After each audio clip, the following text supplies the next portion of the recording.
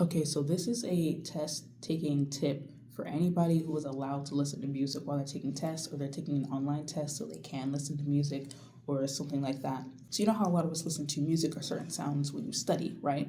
Which I'll get a little bit more into in a second and even give recommendations on more things that you can listen to. But it helps to keep your brain calm and helps you to focus depending on what you're listening on or listening to. But it is actually a really good idea to listen to this same music while you're actually taking the test if you can. In psychology, this is called state-dependent learning. And it's basically exactly what it sounds like. Depending on what state you were in or what you were doing when you were studying or encoding the information, being able to retrieve that information later on using that same stimulus will help you to memorize it better. So without the big fancy words, basically, if you are doing something at a certain time, you will memorize it better and then be able to do it again better or retrieve or get that information better if you're doing that same exact thing. And music is one of the really great ways to do this. I've actually been using this tip long before I even knew it was a psychology thing. I didn't understand why it works. This is why it's so cool to learn psychology, to actually learn why it worked for me. But I was homeschooled for the majority of my life, so a lot of my tests were online. So I was always listening to music while studying and while taking my test. And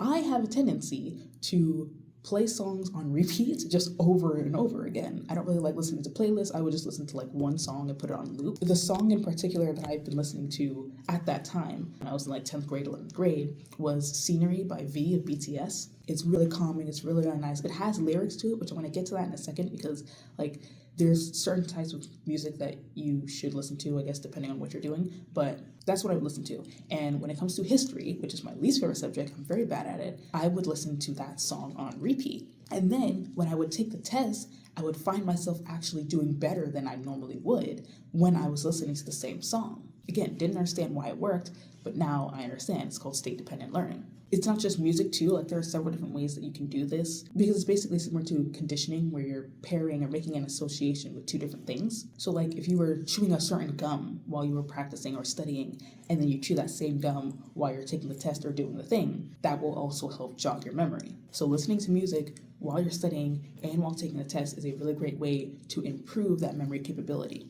The types of music you should listen to, most of the time, people would recommend classical music that has no lyrics. The reason for this is because if there's lyrics, your brain will try to pick it up because just linguistically speaking, that's what it'll try to do, especially if it's in your own language.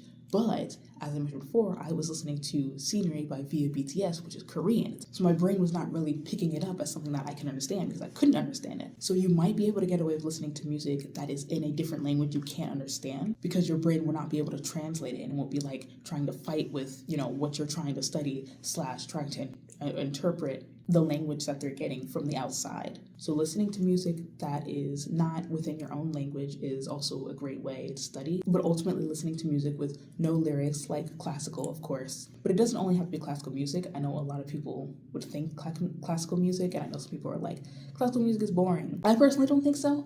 But there are other things that you can listen to. For example, video game music is a great genre of music to listen to. I would preferably recommend Minecraft music because the sounds are very soft. It's kind of meditative. It's nothing that'll get you like really riled up, which is kind of what you want. You don't want your brain to be distracted. You just want it to kind of help within that state of learning so that you can encode the memories better. So Minecraft music, Animal Crossing music is also really great to listen to. Sometimes I'll listen to Legend of Zelda music. A specific artist that I've been listening to for this entire semester, actually, his name is Victor Baltazar.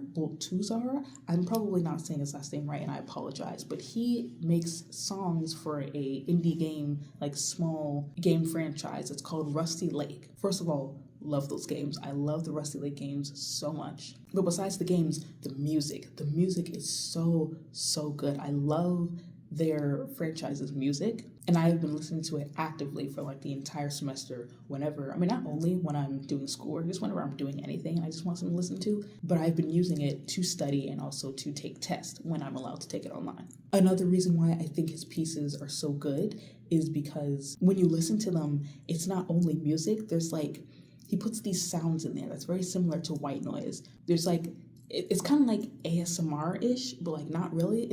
I can't explain it. It's like a very low popping in certain frequencies that just hit just right, And it's certain sounds that hit your brain in such a nice way paired with music. So I think it really helps with actually calming your brain and not distracting it whilst using music to still pair with your studying. And of course, you have things like actual white noise or like brown noise and other stuff. I know there's like all different type of color noises. I personally don't know the difference because I don't use it, so I cannot speak on it personally as somebody who uses it to study. But I know the certain frequencies will also again help with like calming the brain. Anything that isn't too exciting or loud or anything that's like going to put a lot of activity and strain on the brain trying to interpret the music, because that's not the point. It's just supposed to be in the background. So any white noise, any, I don't know, brown noise, gray noise, green noise, whatever other types of noises there are and frequencies there are, things like rain sounds or listening to fire crackling, even the ocean and beach noises, like anything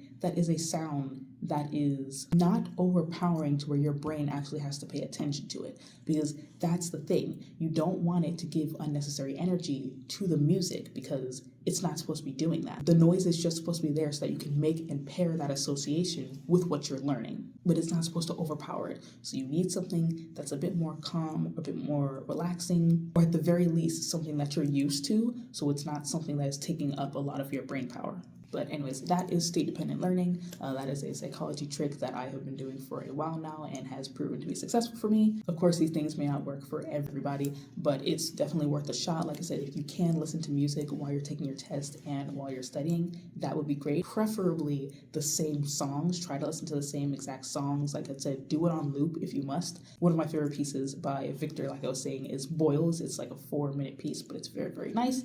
And that one's a really good one to loop. So yeah. That's another studying tip for me. I'll try to get more of these out there so you guys can get as much help as you need with school and stuff. So we'll be coming with some more psychology tips soon.